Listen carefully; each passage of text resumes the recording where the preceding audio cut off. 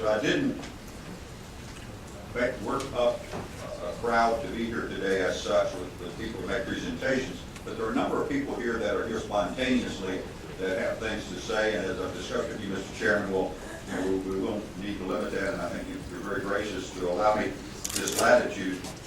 I would basically begin by describing the efforts here in the three bills, and then it would be the pleasure of the committee to hear from some constituents that are in this impacted area, and then I would like to be able to summarize then and maybe make some recommendations on where I think this might be able to go for your consideration. The first bill, Senate Bill 1166, addresses FOIA. And quite frankly, Mr. Chairman, as we've been discussing how it is drawn, and I think it would require additional amendments to focus it appropriately on gas transmission entity, and also a couple other areas where I have proposed amendments. But quite frankly, Mr. Chairman, I really believe, because of the fact that we have an ongoing study on FOIA, on the Freedom of Information Act, that it may be a more productive venue for this particular discussion if this particular bill could be laid on the table and the subject matter referred by letter to the FOIA study. And that's really where I would encourage you to action I would encourage you to take on this particular measure. Although if you want to reserve that action for after we've heard from people, that will be fine too. The other two bills deal more substantively with action we took in 2004, Mr. Chairman. And many of us, myself included, voted for legislation in 2004, which changed the ability of the natural gas transmission entity, company, to gain access to private property prior to condemnation proceedings. It allowed, as you all are aware, the ability for representatives of the entity to gain access against the landowner's will by serving notice to that landowner in a process that was established in 2004. I have more to say about that at a later time, Mr. Chairman, but at this time I would just describe the two bills. The first one would be an attempt to modify Senate Bill 1169, would be an attempt to modify essentially a compromise type proposal to modify that legislation to allow local government input into the process. And then Senate Bill 1338, which I think would be the preferred bill for most of the property owners in the impacted areas and throughout Western Virginia, the areas that I represent, would be simply to repeal that statute that was passed in 2004.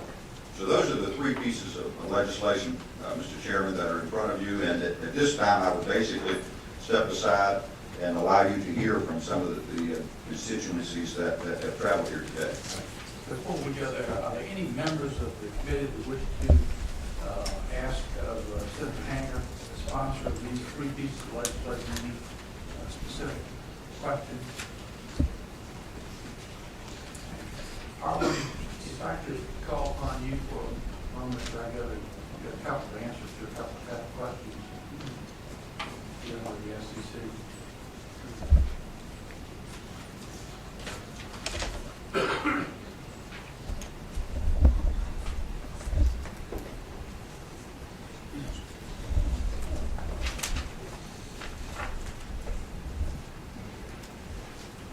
Thank you, Arlen. Would you introduce yourself to the public? Sure. Arlen Bolstead with the staff of the SEC. Arlen, my question for you is, if you looked at Senate Bill 1166, Yes, sir. that's the one with access to public records. As I see this,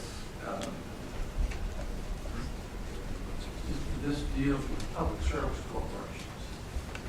Yes, it does. And is that who we're involved with regard to the business of this pipeline, the public service corporation? Or is it a straight business corporation?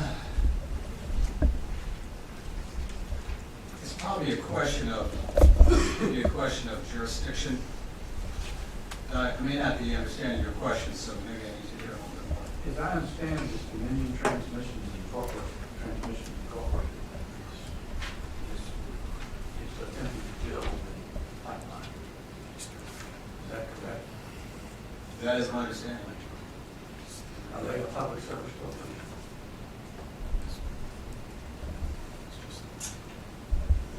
They may be a public utility, but I'm not sure if they are a public service corporation organized as such under 12.1 or 13.1, sorry, of the code. I mean, there may be a representative from the Dominion family here who can clarify that, so I don't want to speculate as to what their organizational status is. All right, okay, thank you. Any further inquiries with regard to this? Thank you, Mr. Chairman. Mr. Chairman, I had a similar question. We say public service corporations. Would these be defined as companies that are private companies or companies that are publicly traded companies? That's the question I have is, are we taking FOIA to a level that we've never taken before?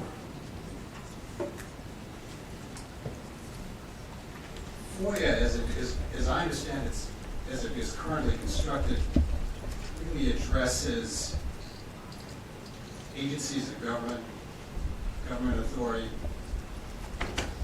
government. And so I'm kind of curious with your line of questioning is, I just don't remember the definition, how far the definition of a public service corporation goes in the code or in law or in business. So maybe we were asked to write a letter, Mr. Chairman, so maybe you should. That was the purpose of the line of questioning, because I'm a little bit uncomfortable with the way the legislation is currently drawn, and perhaps it would be better, as Senator Hanger pointed out, this should be referred to the FOIA Council for their consideration, because they're looking at the FOIA under all aspects of freedom of information. And perhaps before we get too down in the weeds on this one, I don't think we're dealing with a public service corporation. There is also the question of how this might affect the State Corporation Commission as well. So that will be a question, I guess, to be addressed further.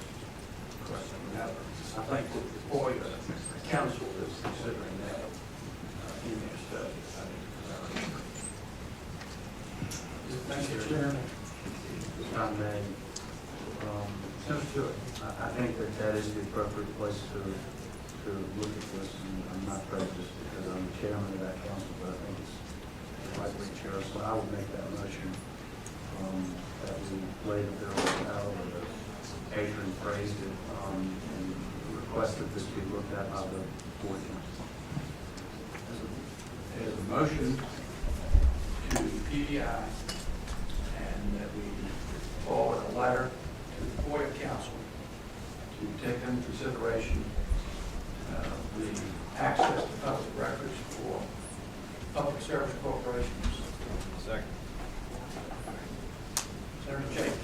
I think that's a good question, Mr. Chairman. I had a question on Arlen, the badge that resolves this. Any other members of the committee have any questions? There are some folks I see edging up to the podium. We're going to speak only on Freedom of Information Act, period.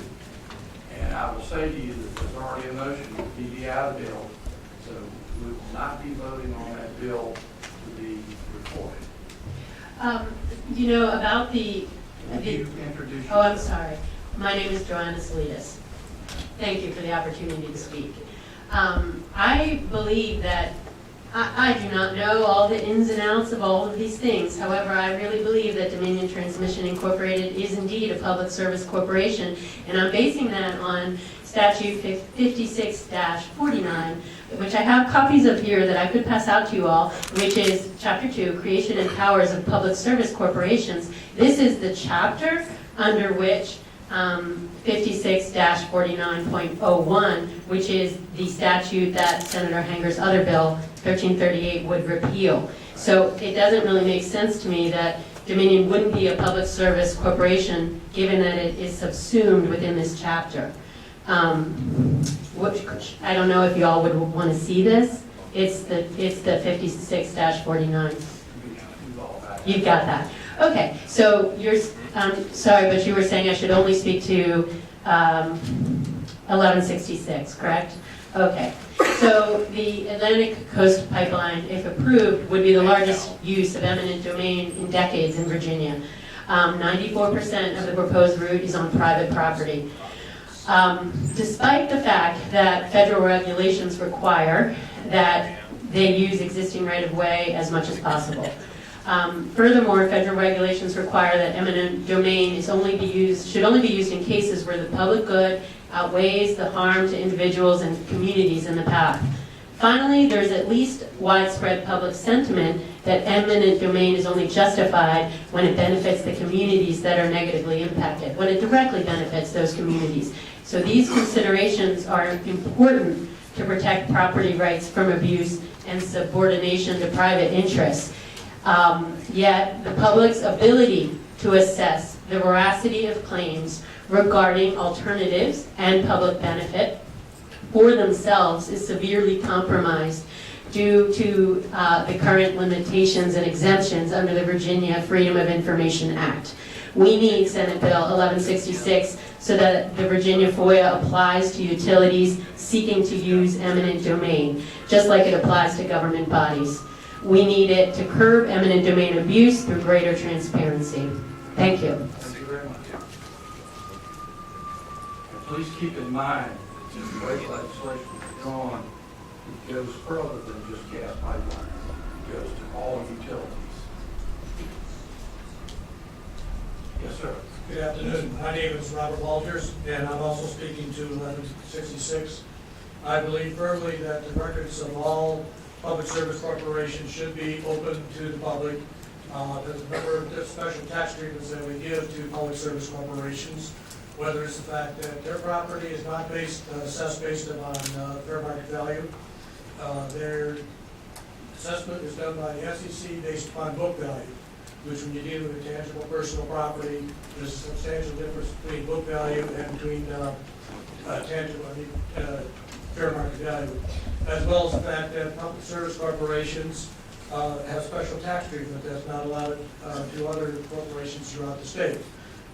There's several benefits to be treated under public service corporations, and as the lady just before me said, I believe also that the pipeline will come and will be treated as classified as a public service corporation. There are gas distribution companies, there are gas electrical transmission companies. All similar type companies, large companies, are treated as public service corporations. There's a lot of tax benefits and other benefits to being classified as such. And then again, as such, I believe that their records should be open to the public for whether it's for rate making, whether it's for whatever reason. Thank you. Thank you. Mr. Howard? Thank you, Mr. Chair. Briefly, just to correct some facts. The Dominion Transmission is no longer doing the project. The wholly owned subsidiary, Dominion Resources, Atlantic Coast Pipeline Limited Liability Company, is now doing the project. They were formed on December 14th. They are not a public service corporation organized under the laws of Virginia. Public service corporations, there's 6 natural gas ones. You've got, and then you've got APCO, and you've got Dominion. So they're the public service corporations that FOIA would apply to. But just so they know that all these corporations, that Mountain Valleys Corporation, BQT, Next Energy, and Atlantic Coast Pipeline LLC, are only regulated by federal law. There is no state law. They're just LLCs under, like any LLC, and there's no supervision by the SEC whatsoever. Thank you. Thank you. Have you got something to add, sir? Or just... Yes. Make it very brief. All right, thank you. My name is Kirk Bowers. We're just asking for a level playing field. And I've been working on these pipelines across the state. We can't get the information we need to determine who the property owners are, what their plans are. So we just like to ask you to please help us level the playing field. Thank you. Thank you, Mr. Chairman. I would only add that I view it as a positive outcome. If you can take this subject matter and get it into this for you study. Now, that is the motion that we have before us, and it's duly second. Is there any further, are there any further questions? Senator Alexander. Mr. Chairman, on the bill, line 62, D, it says, for this purpose of this section, the words Public Service Corporation shall include any Virginia limited liability company as defined in 56-1. That is an issue certificate of public convenience.